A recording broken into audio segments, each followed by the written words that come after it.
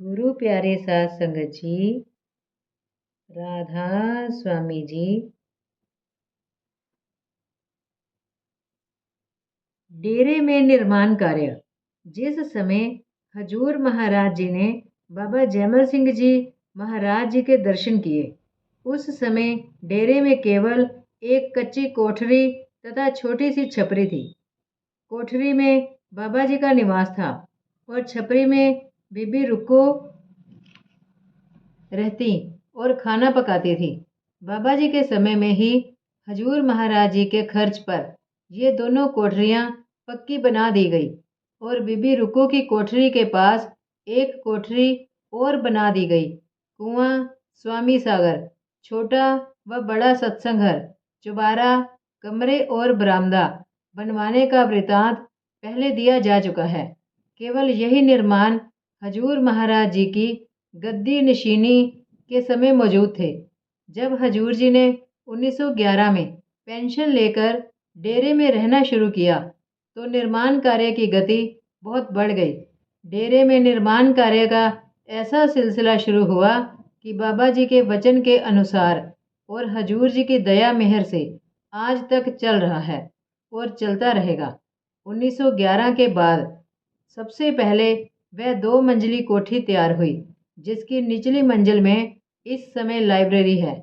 उस समय यहाँ खेत थे और डेरे की सीमा इस ओर स्वामी सागर कुएं तक समाप्त हो जाती थी। पश्चिम में डेरे की सीमा उस चबूतरे तक थी जो कि राय बहादुर गुलवंत राय और राय बहादुर शंकर दास के मकानों के सामने है। इस चबूतरे पर फुलाही के पेड़ हैं। फुलाही के इन पेड़ों की बाड़ उस समय कच्ची मिट्टी की 2-2.5 फीट ऊंची मंड पर थी। उन मकानों के सामने की जगह खाली पड़ी थी। वहां से वड़ाइच गांव को रास्ता जाता था। ये रास्ता वड़ाइच के बीच में से होकर पगडंडी की शक्ल में खेतों में से होता हुआ नदी के किनारे किनारे गांव बुड्ढा थे की ओर जाता था। धीरे धीरे डेरे का विस्तार होने लगा और नए मकान बनकर तैयार होने लगे।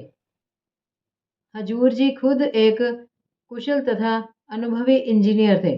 डेरे की सब इमारतें, सड़कें, संपूर्ण योजना और नक्शा हजूर जी का अपना बनाया हुआ था।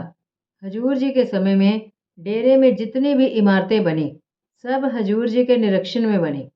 हजूर जी खुद खड़े रहकर अपने सामने कार्य करवाते थे तथा खुद मिस्त्रियों और इंजीनियरों को समझाते कि फला काम फला तरीके से करना है।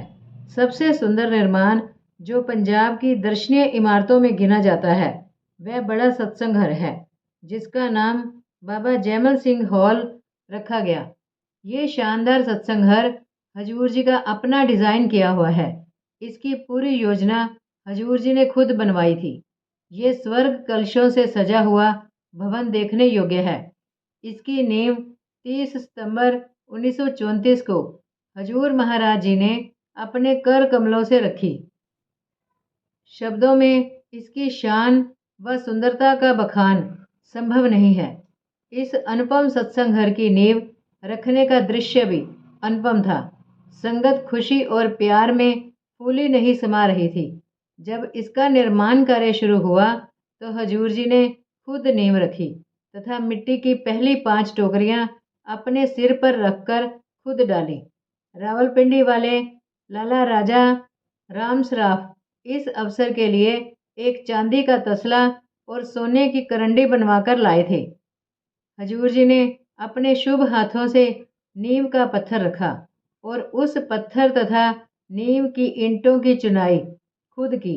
नींव में संगमरमर का एक संदूक रखा गया, जिसमें हजूर स्वामी जी महाराज की वाणी, सार वचन छंदबंद, उस समय के सिक्के और हजूर जी के सेक्रेटरी राय हर नारायण साहिब द्वारा लिखा गया डेरे का संक्षिप्त इतिहास रखा गया।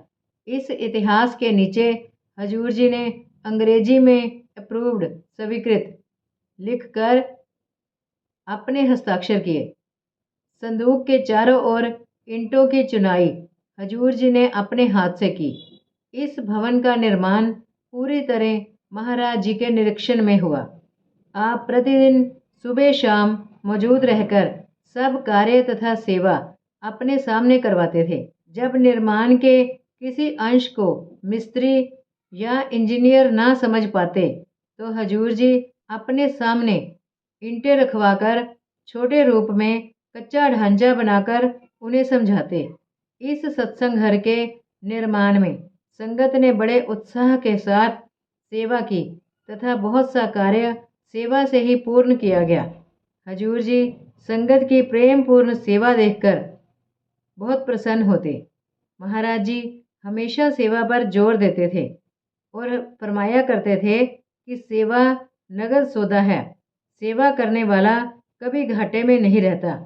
नींव रखते समय जो भाषण दिए गए उन सब का यहाँ उल्लेख करना संभव नहीं, फिर भी राय हर नारायण जी तथा हजूर महाराज जी के भाषण और डेरे के विषय में छोटा सा लेख जो नींव में रखा गया है यहाँ दिया जाता है।